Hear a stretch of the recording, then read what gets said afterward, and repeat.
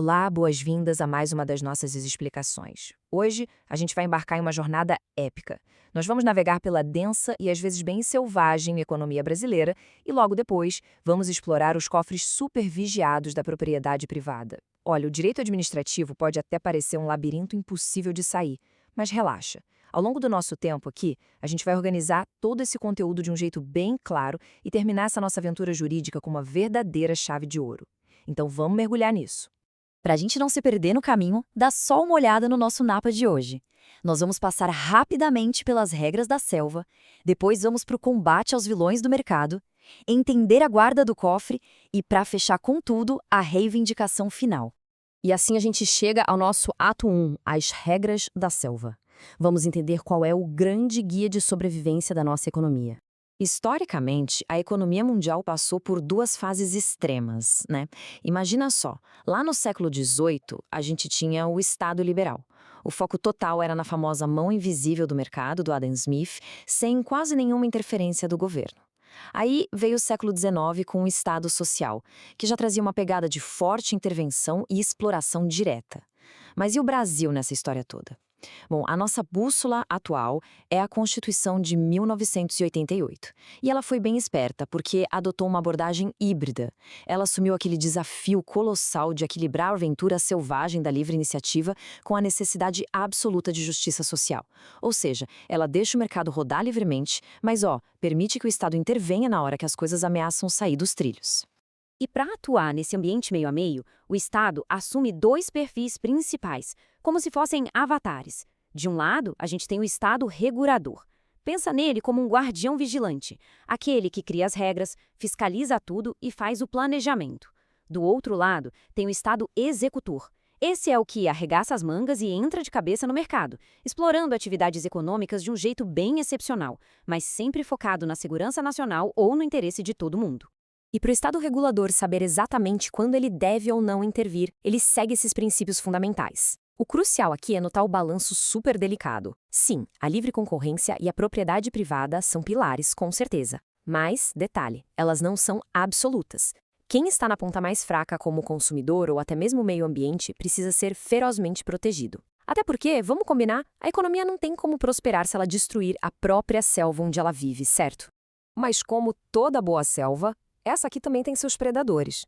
Vamos para o ato 2, batalhando contra os vilões do mercado. O primeiro grande vilão que a gente encontra é o trust. Sabe aquela entidade dominadora que vai simplesmente engolendo toda a concorrência que vê pela frente para acumular o tesouro do mercado só para ela? É exatamente isso. Ao eliminar os adversários, ou obrigar a galera a seguir a cartilha dela, o trust destrói completamente a lei da oferta e da procura. É um jogo bem sujo. Em seguida, a gente esbarra no cartel. Essa que é uma aliança bem sorrateira.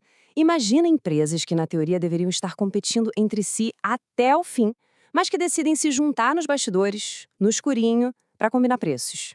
Isso estrangula os recursos do mercado, asfixia qualquer chance de preço justo e deixa quem consome literalmente sem saída. E claro que a gente não podia esquecer do dumping. Olha, essa é uma armadilha predatória brutal. Funciona assim. A empresa vende os produtos dela por um valor abaixo do que custou para fabricar. Parece loucura, né? Mas o objetivo deles não é lucrar no curto prazo. A ideia é matar de fome os aventureiros menores. Assim que a concorrência morre e o monopólio se instala, bum! Os preços disparam lá pro alto de novo.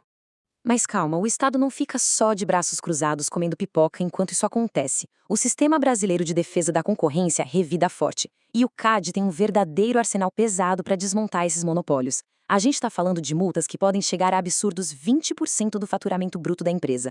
Para colocar em perspectiva, isso quebra as pernas de qualquer gigante. Eles também podem proibir a empresa de fechar contratos com o governo e podem até forçar a divisão da empresa no meio ou colocar um interventor lá dentro. O recado é super claro: não abuse do poder. E olha que curioso, apesar de combater os monopólios privados, o próprio Estado atua de forma exclusiva em algumas áreas que são ultrassensíveis. É o Estado executor em ação. Nesses setores específicos, tipo exploração de petróleo e minerais nucleares, a iniciativa privada é totalmente proibida de pisar. São os monopólios estritos da União. E a justificativa aqui não é o lucro, tá? É puramente a segurança nacional e o interesse da coletividade. Ato 3, guardando o cofre. Agora, vamos deixar a gritaria e a agitação do mercado um pouquinho de lado e entrar no ambiente silencioso das regras da propriedade privada. A regra de ouro no nosso Estado democrático de direito é respeitar a propriedade. Mas, vez ou outra, o Estado precisa intervir de um jeito mais brando, e isso depende do tipo de ação e se rola ou não indenização. Pega a limitação administrativa, por exemplo. Sabe quando a prefeitura diz que um prédio só pode ter até certa altura? Isso é permanente e não gera indenização para ninguém. Já o tombamento protege o patrimônio histórico para sempre, ditando o que pode ou não ser alterado num casarão antigo. E tem também aquelas ações de emergência, tipo a requisição administrativa. Imagina uma enchente, e o Estado precisa usar um carro ou barco particular. Ele usa e só paga indenização depois se houver algum dano comprovado. Faz sentido, né? E aí a gente chega no ato 4, a reivindicação final, a desapropriação. Essa é, sem sombra de dúvidas, a ação mais extrema do Estado. Esse é o exato momento em que o Estado bate na porta e reivindica o tesouro privado para sempre, seja por necessidade pública ou interesse social. É a única modalidade em que realmente ocorre a perda definitiva do bem. E para garantir que isso não vira uma bagunça ou um roubo disfarçado, existe um procedimento bem amarrado em 2 fases. A parte mais importante é a fase executória. Ninguém pede a casa de um dia para o outro do nada. A regra geral exige que a pessoa receba uma indenização prévia, justa e, muito importante, em dinheiro vivo antes mesmo de o Estado colocar as mãos no imóvel. Só que isso levanta uma questão, no mínimo instigante, para a gente pensar. A regra do pagamento em dinheiro vivo é linda, claro, mas e se a pessoa estiver quebrando as regras do cofre? Imagina um terreno gigante, bem no meio da cidade, ou uma fazenda enorme, totalmente abandonados, servindo para nada, sem cumprir a famosa função social. O que acontece aí? Bom, as consequências para quem ignora a função social são bem duras e punitivas. Tem um terreno urbano largado às traças? Esquece o dinheiro vivo. A indenização vai ser em títulos da dívida pública, que demoram até 10 anos para serem resgatados. Propriedade rural que não produz nada? Títulos da dívida agrária, divididos em até 20 anos. Mas olha, o que realmente choca aqui é o confisco.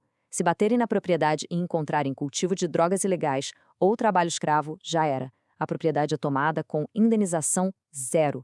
Exatamente, nenhuma única moeda é paga. A pessoa perde absolutamente tudo.